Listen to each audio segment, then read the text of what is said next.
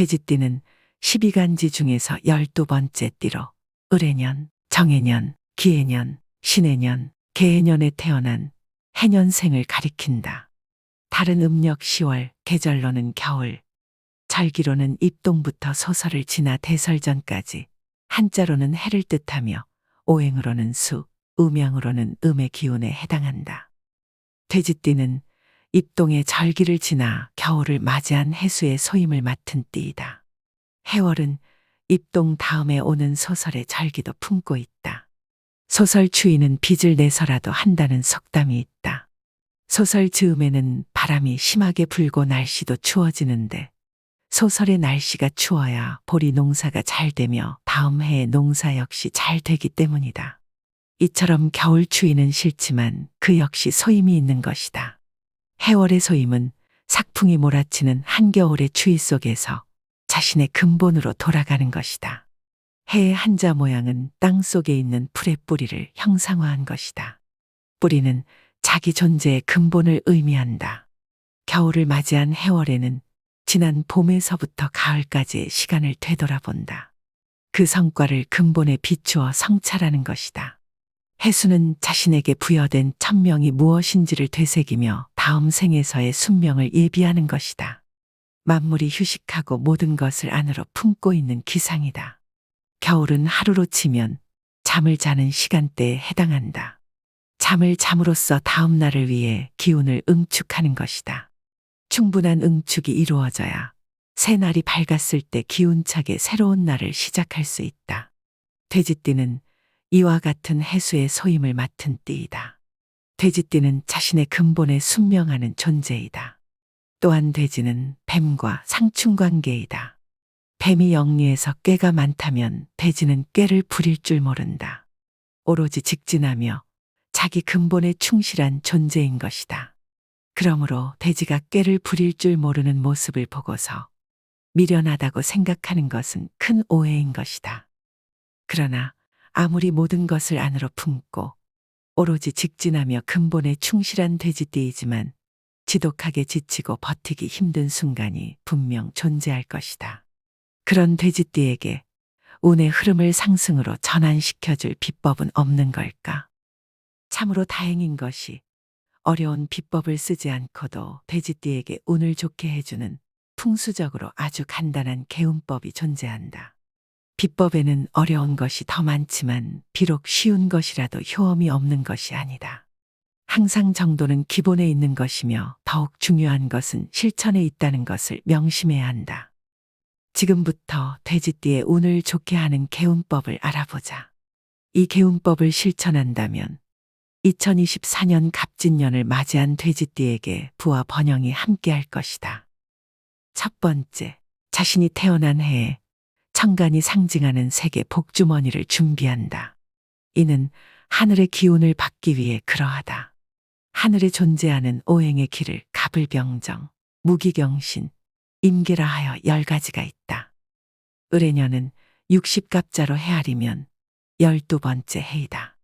천간이 을이고 지지가 해인 해로 청색을 상징한다. 을해년생은 1935년, 1995년 푸른 돼지의 해에 태어난 사람이므로 파란색 계열의 복주머니를 준비한다. 정해년은 60갑자로 헤아리면 24번째 해이다. 천간이 정이고 지지가 해인 해로 적색을 상징한다. 정해년생은 1947년, 2007년 붉은 돼지의 해에 태어난 사람이므로 빨간색 계열의 복주머니를 준비한다. 기해년은 60갑자로 헤아리면 36번째 해이다. 천간이 기이고 지지가 해인 해로 황색을 상징한다. 기해년생은 1959년, 2019년 황금 돼지의 해에 태어난 사람이므로 노란색 계열의 복주머니를 준비한다. 신해년은 60갑자로 헤아리면 48번째 해이다. 천간이 신이고 지지가 해인 해로 백색을 상징한다. 신해년생은 1911년, 1971년 흰 돼지의 해에 태어난 사람이므로 흰색 계열의 복주머니를 준비한다. 계해년은 60갑자로 헤아리면 60번째 해이다. 천간이 개이고 지지가 해인 해로 흑색을 상징한다. 개년생은 1923년, 1983년 검은 돼지의 해에 태어난 사람이므로 검은색 계열의 복주머니를 준비한다. 두 번째, 자신이 태어난 해의 지지가 상징하는 반한살 방향을 알아야 한다. 이는 땅의 기운을 받기 위해 그러하다. 땅에 존재하는 오행의 길을 자축인묘, 진사오미, 신유수레라 하여 12가지가 있다. 이것은 땅을 지키는 12지신을 의미한다. 돼지띠의 지지인 해의 반한살 기운이 머무는 자리는 동쪽과 동남쪽 사이의 동동남 방향이며 시계 방향의 내시 방향이다. 방위의 경계선은 각각 30도로 나누어 보았을 때 동동남 방향은 동남쪽으로 이해하면 될 것이다. 집 중앙에서 나침반을 들고 방위를 측정하면 된다. 나침반이 없을 경우 핸드폰 나침반 어플을 이용해도 좋다. 반한살은 한자로 움켜잡을 반, 말 한 장 안을 쓰며 말 한 장을 잡은 대로 말이 가게 되니 말이 내가 원하는 대로 말을 잘 듣는다는 의미가 있고 재물이 들어오면 움켜잡으니 돈, 재물과 관련이 많은 신살이 된다. 반한살 방향은 재물이 들어오는 방향이고 반대 방향인 천살은 재물이 나가는 방향이 되는 것이다.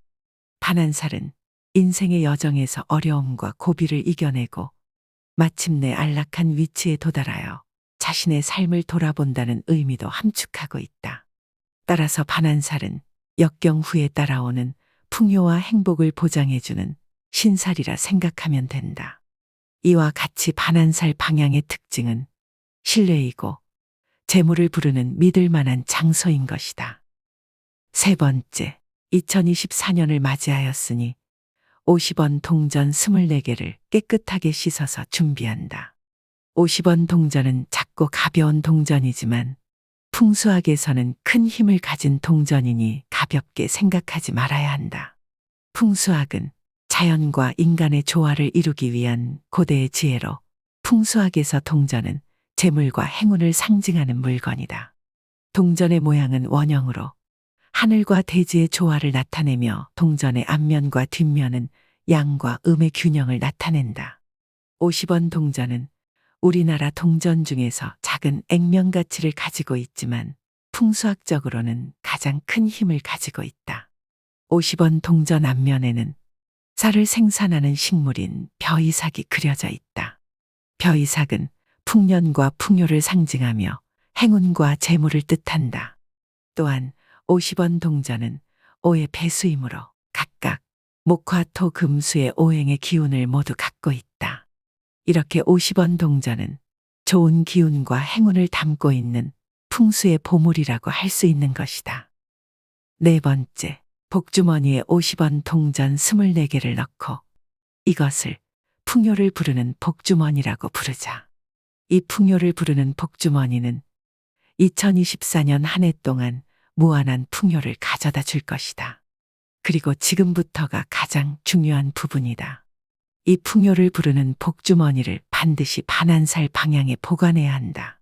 운 중에서도 특히 금전운은 후덥지근하고 밝은 곳보다 약간 어둡고 시원한 공간을 좋아한다. 이것은 약간 어둡고 시원한 공간이 밝고 후덥지근한 공간보다 훨씬 차분하고 안정적인 기운이 작용하기 때문이다. 집의 반한살 방향에 서랍장이나 금고를 두고 그 속에 풍요를 부르는 복주머니를 넣어두자. 여의치 않을 때는 상자를 두고 풍요를 부르는 복주머니를 넣어두어도 좋다. 여기에는 풍요를 부르는 복주머니 외에도 통장이나 지갑, 인감 그리고 현금이나 귀금속, 집문서 등을 함께 보관하는 것이 좋다. 이 또한 집안의 금전운을 높이는 비결이 된다. 다만 이곳에 다른 잡동사니들은 넣어두지 말고 잘 정리해 두어야 한다. 집에서 함께 생활하는 가족들에게도 풍요를 부르는 복주머니에 대해 알리고 함부로 열어보거나 동전을 사용하는 일이 없도록 미리 이야기해 두는 것이 좋다. 다섯 번째, 풍요를 부르는 복주머니를 넣어둘 때는 경건한 마음으로 간절히 소원을 빌어야 한다. 나 자신과의 다짐을 해도 좋고 해의 화신인 아미타 부처님께 소원을 빌어도 좋으며 나무 본사 아미타불을 외며 기도를 해도 좋다. 여기서 나무는 귀합니다이다. 이는 본사이신 아미타 부처님께 귀합니다라는 의미로 해석해도 좋다. 불교 경전 중 천수경에서 우리의 근본 스승이신 아미타 부처님의 가호를 받는 것이라 할 수 있다. 아미타불은 불가에서 다른 12지신과 달리 열애의 화신이다. 아미타불은 우주의 본원인 시간과 공간의 주역으로 모든 보살을 지휘하시는 부처님이시다. 인간 세상의 모든 곳을 두루 살펴보고 자비를 베푸시는 부처님이시니 반드시 우리의 소원을 들어주실 것이다. 또한 풍요를 부르는 복주머니는 매일 집에 귀가할 때마다 들여다보며 소원을 빌어도 좋으나 꼭 그렇게까지 할 필요는 없다. 다만 잊지 말아야 할 것은 내가 얼마나 간절한 마음으로 이 복주머니를 준비했었냐는 사실이다.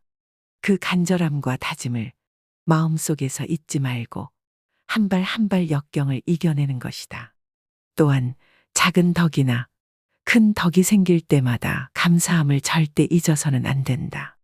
나를 도와준 그 사람에게, 그 환경에, 그 자연에 잘 이겨낸 나 자신에게 항상 감사할 줄 알아야 한다. 작은 복에 감사할 줄 아는 사람에게는 반드시 큰 복이 내려진다는 것을 잊지 말자. 2024년 갑진년을 맞이한 돼지띠의 전반적인 운을 살펴보면 삼라만상을 한눈에 담고 큰 계획을 세우는 형상이라 할 수 있으며 이것은 거시적인 인생의 목표가 구체화하는 때라 할 수 있겠으니 재운이 확장되는 시기라 할 수 있다. 다만 사람에 따라 투자 수익이나 재산 증여와 같은 가시적인 재물의 행운이 될 수도 있으며 능력을 인정받아 진급하게 되거나 이치를 깨달아 재물을 늘리는 지혜를 가지게 될 수도 있다. 2024년 갑진년을 맞이한 돼지띠는 직업적, 사업적으로 지위가 상승하고 부귀, 권력을 얻게 되는 기회를 맞이하게 될 것이다. 돼지띠들은 자신의 능력과 재능 그리고 귀인의 도움으로 직업적으로 중대한 돌파구를 마련하게 된다. 직장에서 뛰어난 성과를 거두게 되고 승진 및 임금 인상을 받게 될 것이다. 돼지띠들의 직업 정신과 전문성은 동료와 상사에게 높이 평가될 것이며 인정을 많이 받게 되고 좋은 기회를 얻을 수 있게 된다. 인간관계도 최고로 좋아질 것인데 동료나 협력 파트너들과 잘 어울리고 여러 사람들의 신뢰와 도움을 받을 수 있을 것이다. 그러한 긍정적인 인간관계는 돼지띠들에게 더 많은 자원과 기회를 제공할 것이다. 2024년 돼지띠들은 재물운이 상승세를 탈 것이며 재정적으로 좋은 기회들을 맞이하게 된다. 그러나 재물이 늘어난다는 것은 그만큼 더 많은 책임과 위험이 따를 수 있다는 것을 의미하므로 바쁜 일상 속에서 머리를 식히는 시간이 필요하며 충동적인 투자나 무분별한 확장은 피하는 것이 좋다.